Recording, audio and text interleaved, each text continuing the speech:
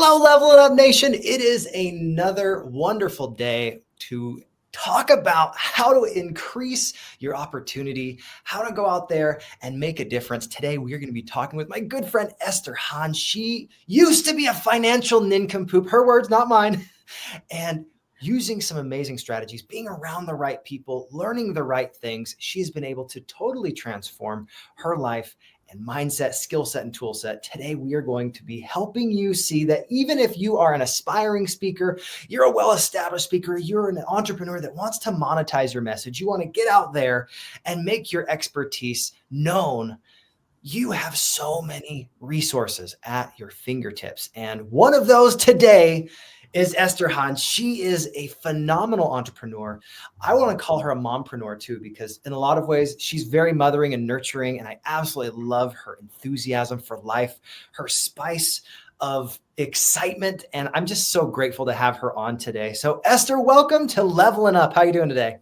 I'm doing fantastic. Brigham, thank you so much for your kind words. Oh, you are so welcome. Well, let's dive right in here. Tell our audience why you always say, you know, a few years ago, like 6 years ago, I used to be a financial nincompoop. I want to hear it out of your mouth. I need to hear your story. Sure. So, I grew up like most people, especially in an Asian home where you're told, go to school, get good grades, go to college and get that great job. I signed up for that plan. So much so, I was making six figures. My husband was making six figures. We had 2.5 kids, the house with the white picket fence, the Wait a second, you said 2.5 kids. How does that work? You have a puppy, like a fur baby, right? That's supposed to be the average, right? But no, so I actually have 3 children. Oh, okay. But so, we're living the great life, things couldn't be any better. And we just thought we had it all figured out.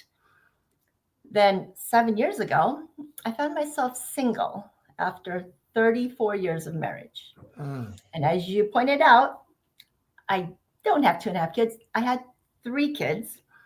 2 of them were still in college. I had 2 mortgages. I went from 2 incomes to 1, and I'm in my 50s.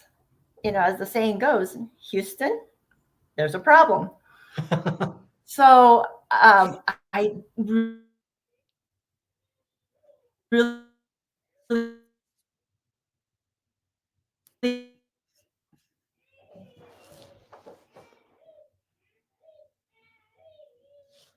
Oh, you're frozen for a second. Okay, so I froze for just a moment. So you said, Houston, we have a problem. Can you back up just a moment? It froze for just a moment. Yes. So Houston, we have a problem. And so I thought, how am I going to figure this out? And the reason I call myself a financial nincompoop is because my former husband was in the finances. He was a banker. So I was always like, oh, honey, you take care of the finances. You take care of that. I don't really need to be involved.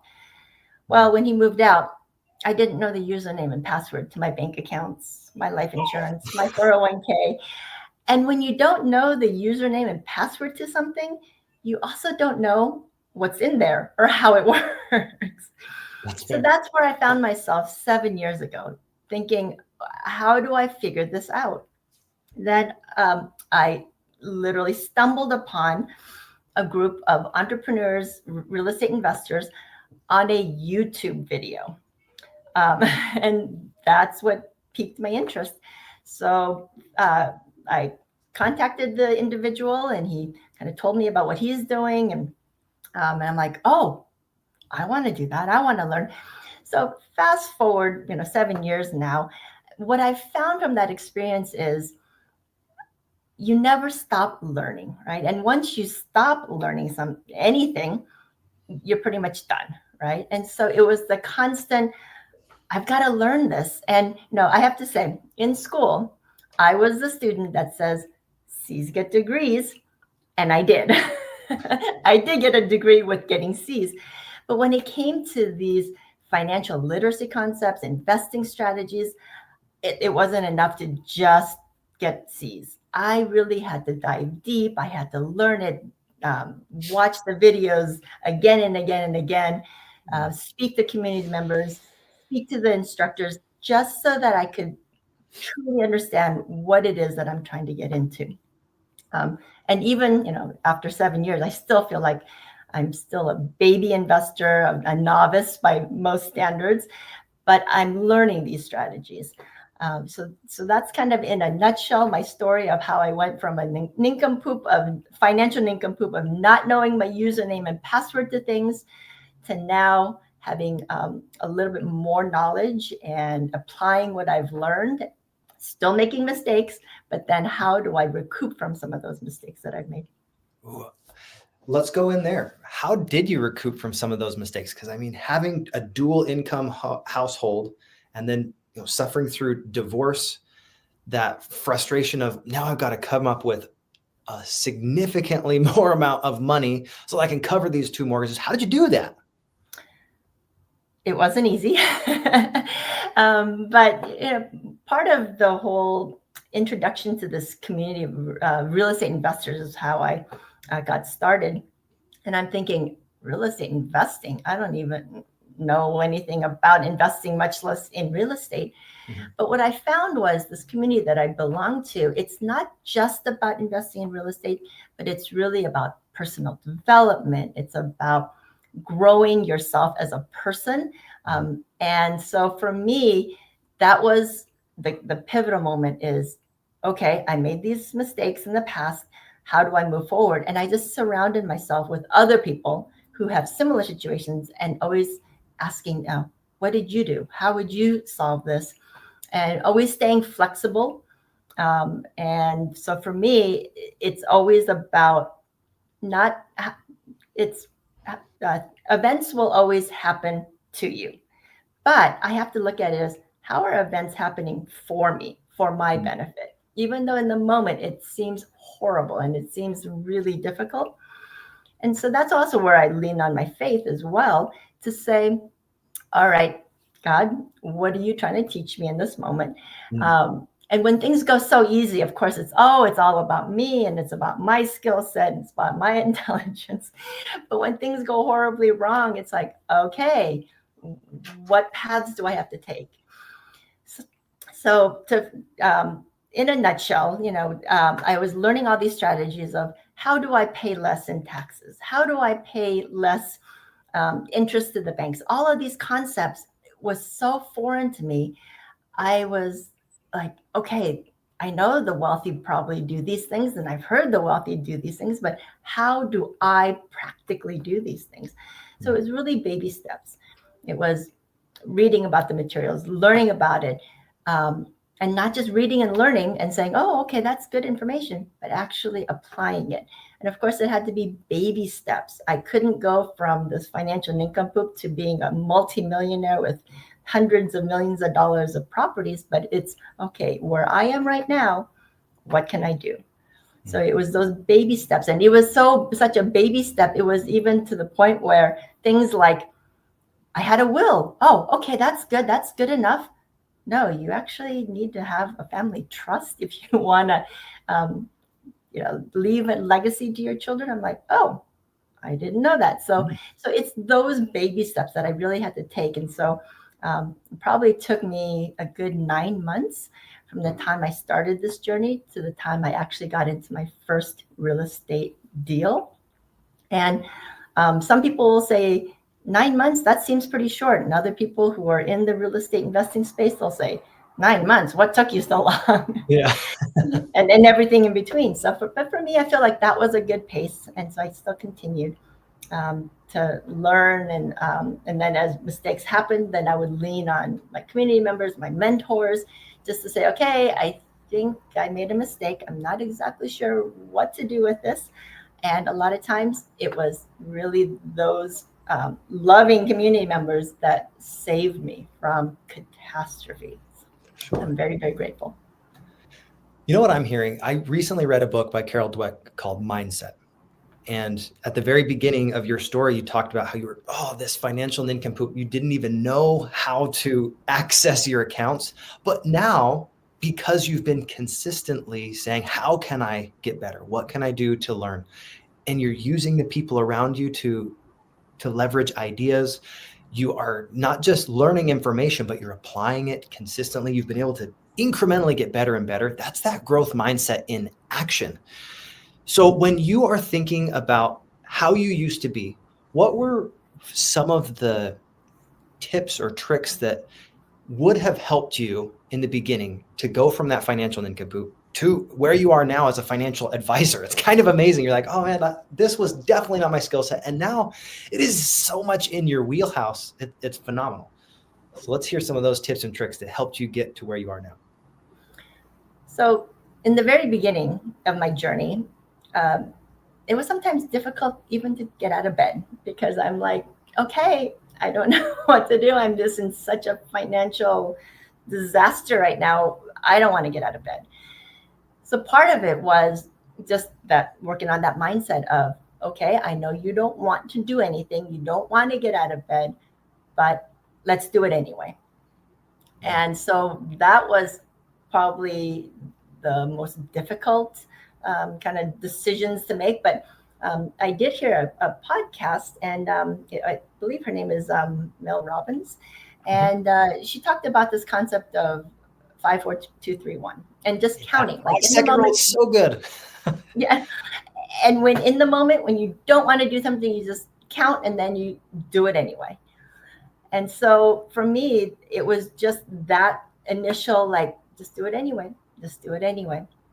And then over time, finally, it got to the point where it's, okay, that was good. I got something accomplished. Let's keep doing more. And there is kind of an adrenaline rush associated with when you do something and you see the positive outcome. You're like, oh, well, let's do more of that. Of course, the converse of that is when you do something and there's a negative outcome, then the mind goes to, oh, I'm never doing that again. But no, let's do it again. Let's do it differently.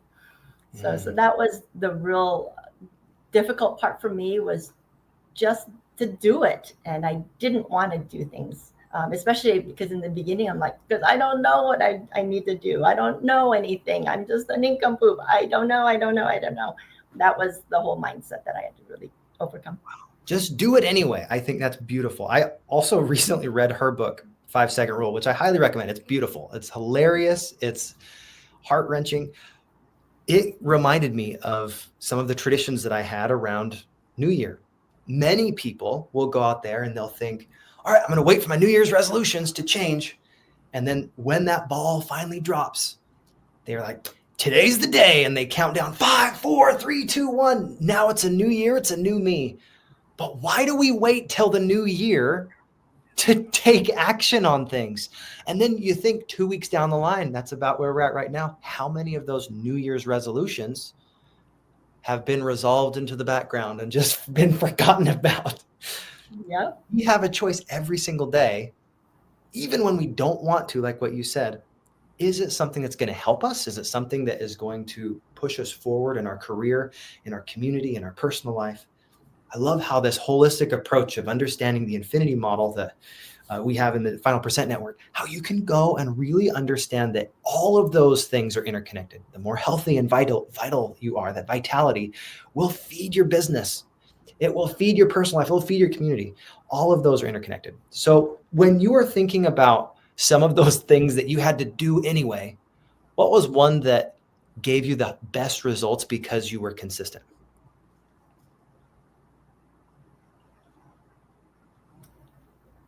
Gosh, there's probably a lot of them, but believe it or not, the thing that really helped the most was sticking to a daily routine, especially a morning routine. And you hear that so often of people say, oh, get up early and have a routine. And you're like, why does that really help anything? Why would that help me in my business? Why would that help me in life? And what I found was it absolutely does, because you're setting a certain tone, you're setting a certain attitude first thing in the morning. And that is the one thing that for now, 5 years, every morning. Now, there's a couple of days I might miss, but if I do, then I make sure that at least some point in the morning that I go back to the routines. And that has been a game changer. And if people think, well, why is that so important? It's like, just give it a try. Just give it a try for a week, a month, a year. And it really does affect how you think. Beautiful. So that was the big one. Daily routines. Everybody has certain things that they prioritize, but if you don't take time to prioritize them and you don't put them into a routine, then the chances of those consistently happening go down. One of the things I've noticed from June until now, I used to be 245 pounds. You knew that because you've seen me for multiple years on those calls and things. But one of the things that was the massive shift was daily consistent action and consistently doing the basics, hitting the gym every single day, having water. Some of those things that in the moment don't feel like a large undertaking, they're not huge, they make incremental changes over time. And who you surround yourself with. Are you filling your cup metaphorically so that you have enough that it's overflowing and you can share with other people? I like this idea with language learning. So I learn languages because I think it's so much fun. I don't care if other people like it or not. For me, it's like I love Mandarin, I love Spanish, I love French, I'm working on ASL. All of these things are so exciting for me because it's a new world. And if you fill your mind with those different words, those different concepts, sometimes they come out and they give you opportunities to connect with other people. But if you don't spend the morning, spend that time to fill your mind, there's nothing that overflows and there's nothing to share. Eventually, almost like you have a barrel with holes drilled in it, it drips out. So Esther, what is one of the personal development things that you've done over the last few years that you would say is a great suggestion that has been really helpful for you? Well, so, and Brigham, by the way, you look fantastic. Oh, thank you.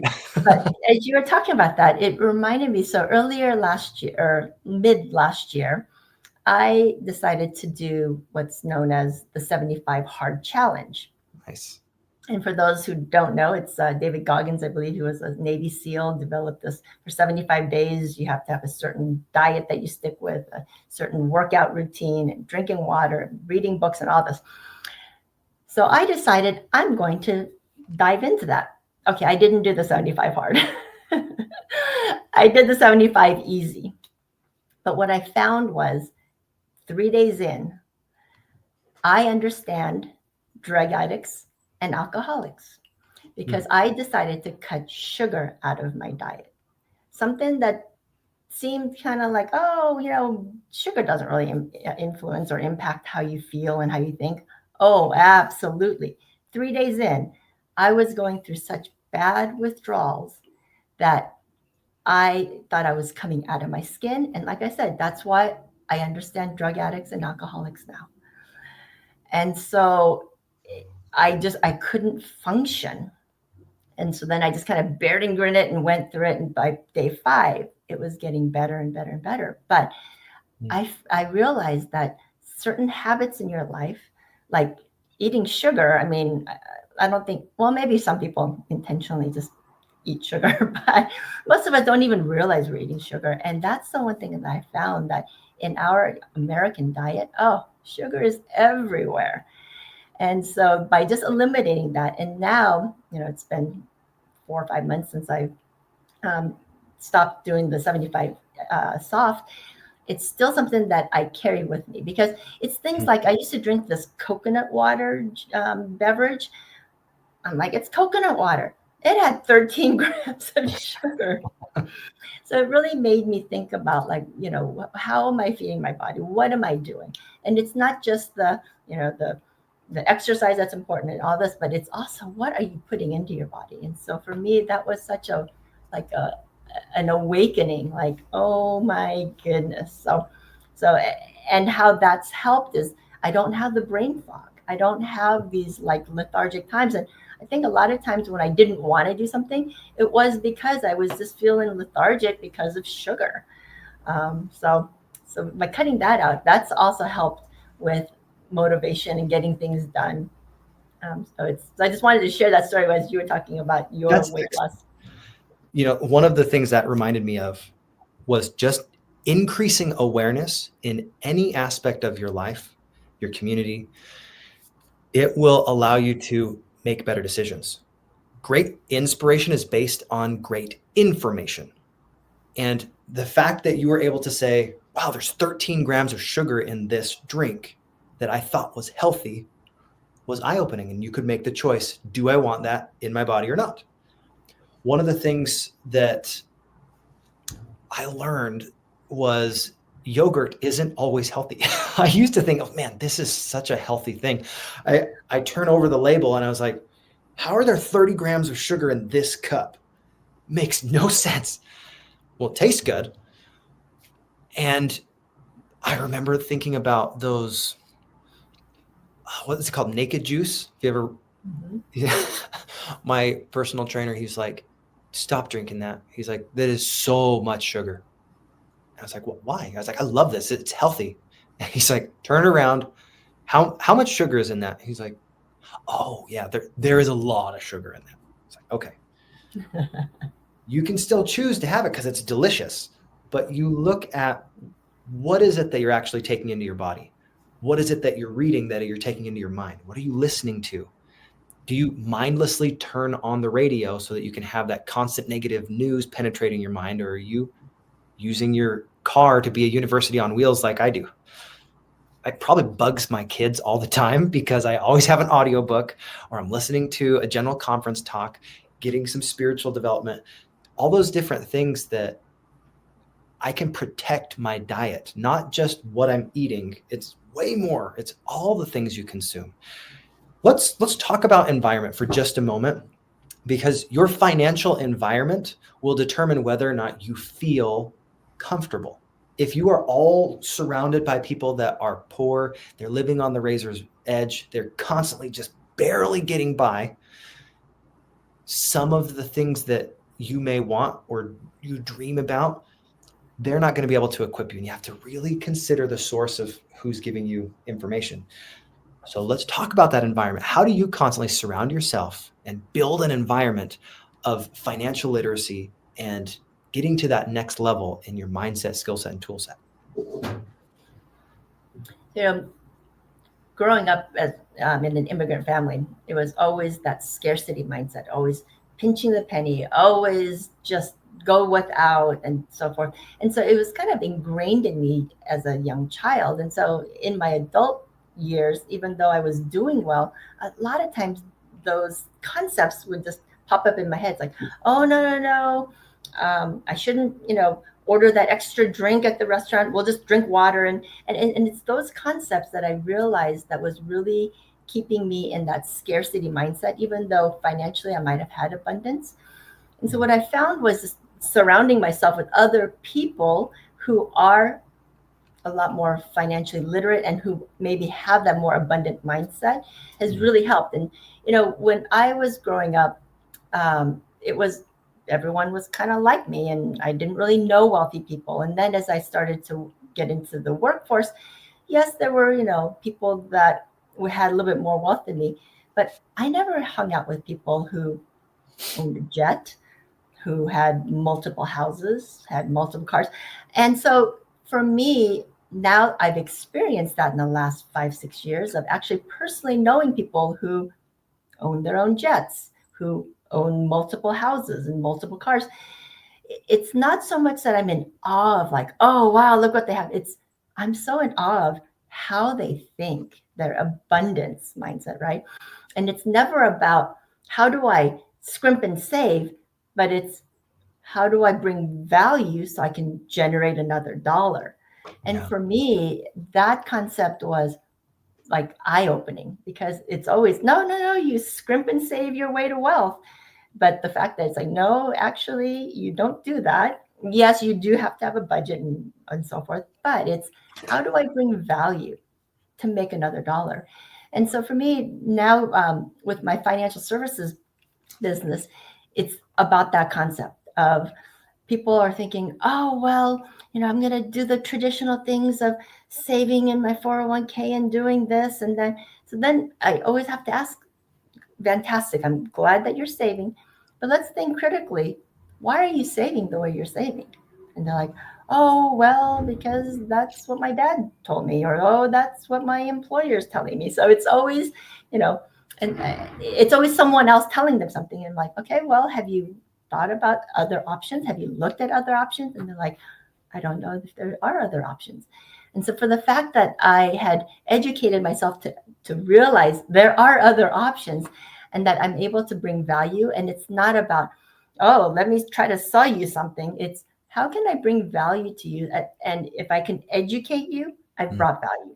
Even if you buy nothing from me, at least now you know. And now you can educate yourself further and look into it more critically.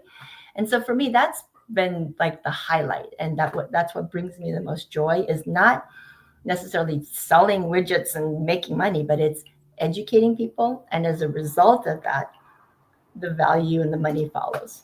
Wow. I hear this all the time. You can't shrink your way to wealth. It's so important to make sure we are increasing our value, not trying to suck value from everyone, but figuring out, how do I give? When I've gone to a handful of BNI meetings and they say givers give. If you go be a go-giver, you find ways to give value with nothing with an expectation of not receiving. Then those gifts of value, in your example, is here's some information that can help you change your mindset. That is so helpful. How many people are so stuck in this? Well, I just have to save. If I save enough, I'm going to have a big enough nest egg that I can live the rest of my days and I can enjoy the beach. And then what if they outlive their nest egg? What happens then? Have you ever experienced working with someone that has been saving their whole life, but then they realize in the last 3 to 5 years of their working life, they're like, oh, I might not have saved enough. What do you do with those types of people? Well, it depends on where they are in the spectrum of things. Sure. I mean, and truly, if they're, in their 80s and 90s and they're like, oh, I didn't save enough. It's like, well, how are your kids doing? How are you doing? And it's unfortunate because there are so many people that find themselves in that situation where they're reliant on government or church or family. But so for me, my mission is to speak to as many 20 and 30-year-olds that I come into contact with to say, listen, I understand that right now you're not thinking about retirement or you're not thinking about your old age, but let's think about it now and plan for it now, and still and not be that, scrimping your way to retirement, but have enough there that you feel comfortable and that you can live an abundant life. Mm-hmm. And so that's been really my mission, is to speak to the 20 and 30-year-olds.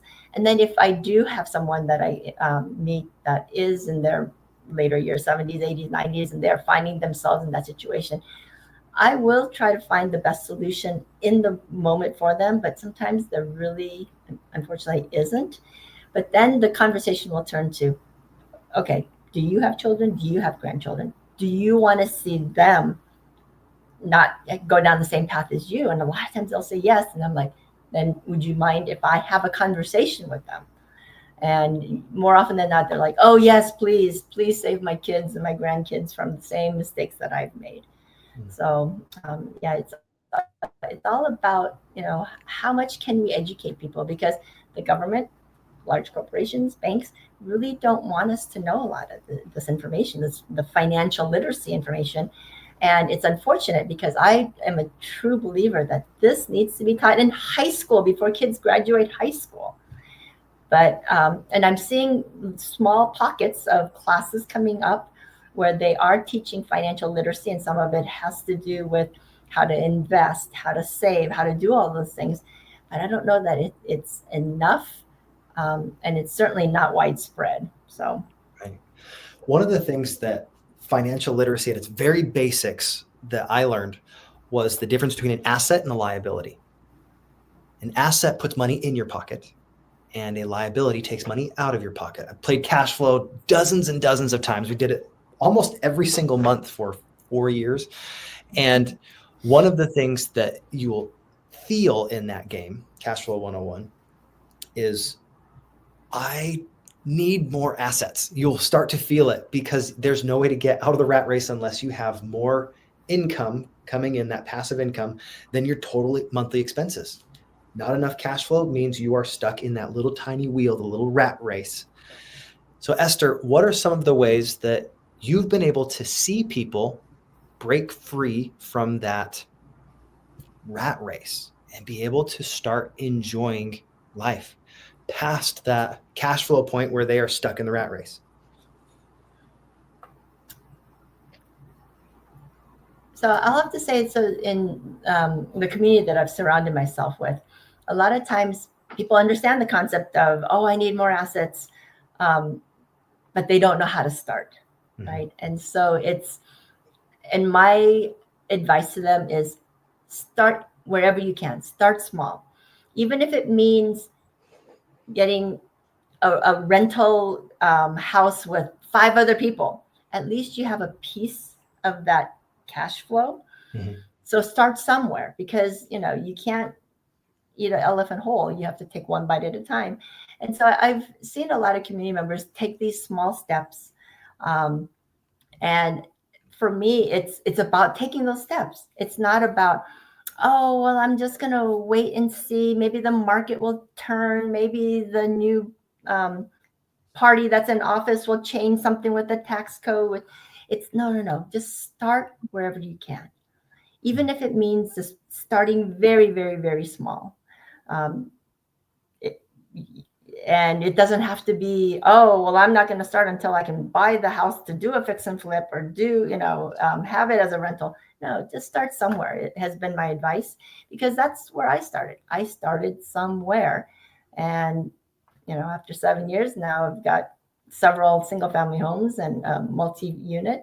But 7 years ago, if you told me that that's what I'd be doing, I'd be like, no, that's not what I'll be doing. But it's the baby steps, putting one foot in front of the other. And I think the other part too is a lot of times people try to swallow the elephant whole, and they do find themselves in a pickle, because they're like, oh, well, I watched a YouTube video on how to do a fix and flip, and now I'm going to do one. And then they find themselves in a whole lot of hurt. So, but it's just start where you can with what you have, and then keep growing and keep learning and keep talking to other people. So that just reminded me of something that Mark Kohler, he's excellent instructor with one of our communities. He talks about, if you've never done a fix and flip, don't start with a fix and flip. Start saying, what is the skill set that I already have? Maybe you're really good at remodeling bathrooms.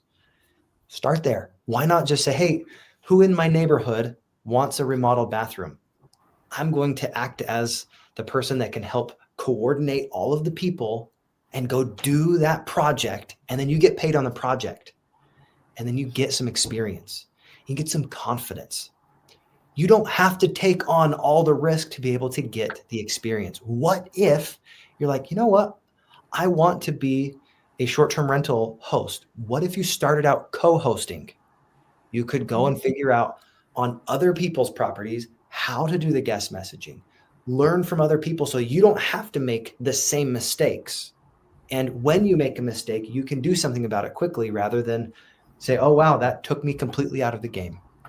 Sometimes we have this risk dial that is cranked all the way up at the very beginning, and we cut ourselves short. There's an expression in Chinese, if we grow too fast, we end up killing the plant. It's ba miao zhu jiang. If you pull the sprout up, the plant dies. Think about watering and nurturing and gaining that experience. Sometimes, like bamboo, your efforts feel like they are not working. When you look at, there are dozens of types of bamboo, but one type that I'm thinking of, it can take years for that bamboo to actually sprout. And then as it sprouts, it can grow a few feet a day until it reaches its height. So that's the idea of how long did it take you to become an overnight success? It takes time. So Esther, one of the other things I wanted to bring up was, when you are up against the wall, you're frustrated, you're trying to figure out, where are those assets that I have? What is a way that you've been able to help people find maybe digital assets, story assets, different ways that they can take their expertise, take their experiences, and start making money? What are ways you've been able to do that?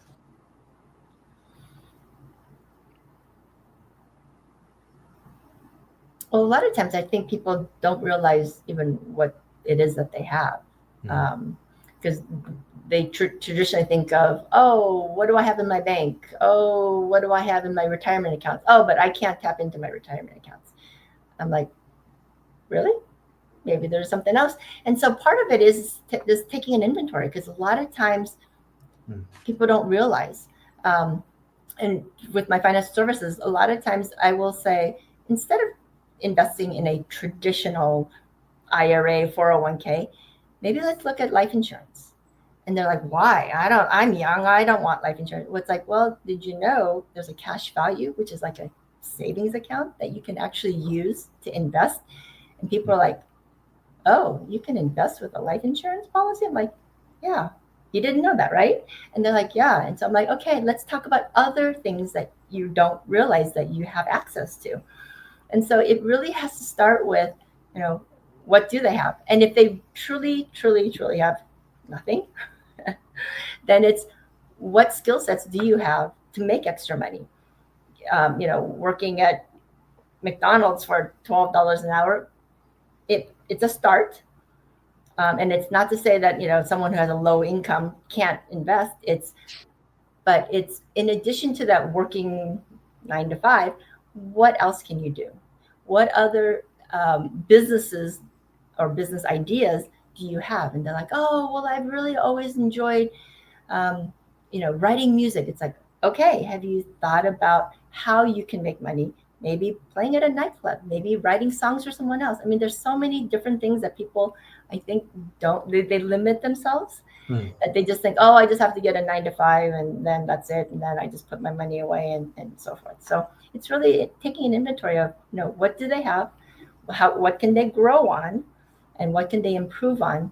And it's those baby steps. It's not an overnight success, as you said. It's going to take time, but are they willing to stick with it? Because so often, it's that shiny object syndrome. It's like, oh, well, I'm going to go make money doing this. Or, oh, I'm going to do this.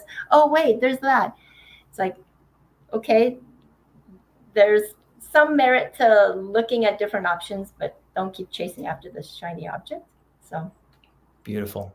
One of the expressions that popped into my head was also in Mandarin, which is just so funny. But if you chase 2 or 3 rabbits, guess how many you catch? none. Right? If you focus on one thing, you will get that one result eventually. Not necessarily right now, but eventually. But if you you focus on those 3 things, eventually you will go after both and miss all of them. So that is a great segue just for the last little moment. What are the things that you focus on to say, this is the goal? Here's the overarching desire that I'm looking to put together. And here's why I know this is going to happen eventually. What are some of the things that keep your vision intact? I'd just love to hear your encouragement to those people that maybe need some help seeing a little farther around those corners. People that might have even been like you, those financial nincompoops in the beginning. How can you help them say, you know what, there is a bright vista, there is a mountain that can be climbed, and you've got the power to do it. Keep your vision open. What are some things you would tell them?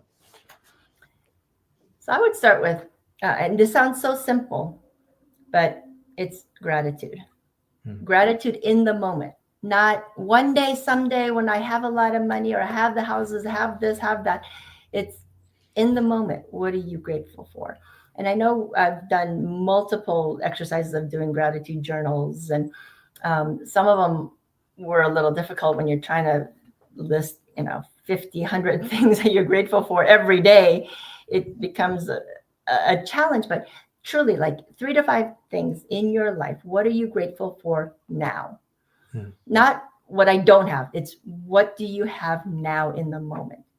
And by focusing on what you have now, what I found was, and being grateful for those things, I found that things unfold for me. Not because I don't want to sound so come off wrong about this, but when I'm grateful for what I have in the moment, I feel like it expands of what God's giving me. And so instead of complaining what I don't have, I just keep focusing on what I do have, and it seems to keep expanding. And that's how I keep my vision of, okay, I have this. What's my next goal? And if this is the goal, then how do I achieve that? And if I take one step, I'm grateful for that one step, then the next step. And then all of a sudden, before long, I'm like, oh, I have what I've wanted. I'm grateful. And so it really started with gratitude for me in the moment of what I do have. Beautiful. And so, yeah. Wonderful. Well, thank you so much, Esther, for sharing so much value. Being grateful in the moment. I'm grateful that we had this conversation, and I'm grateful for all of you amazing people that got to, lean in with your ears and with your hearts and be able to take some of these things. I hope that you found at least one actionable piece of advice or encouragement that you can take that next step. Maybe it's going and getting a little bit more grateful. Maybe it's finishing what you start. Maybe it's just saying, you know what? There's more to learn. Whether you are a resounding success in your field or you're just starting out, you keep that mindset of growth, that abundance mindset. There are people that want to help you. I'm one of them. Esther's one of them. There are places that you can go and environments that you can surround yourself, communities that can encourage you. If you don't want to be a part of our community, go find one that inspires you, that uplifts you and makes you want to be better, do better, and continue to level up your life. One of the things that I'm so grateful for today, that idea of being grateful in the moment. So beautiful. Thank you for that reminder. And any final words, Esther, before we let everyone go and let them go and enjoy the rest of their day and take some action on these things we brought up? So the last word I'll say is, regardless of where you are right now, that's not where you have to stay. Because if I stayed where I was 7 years ago as a financial nincompoop, I don't know what I'd be doing. I don't know where I'd be. I certainly wouldn't be speaking with you this morning, Brigham. So wherever you find yourself, you can always improve and get out of that situation. Wonderful. Thank you so much. All right, guys, with that, keep leveling up your life. God bless, and we'll see you next time.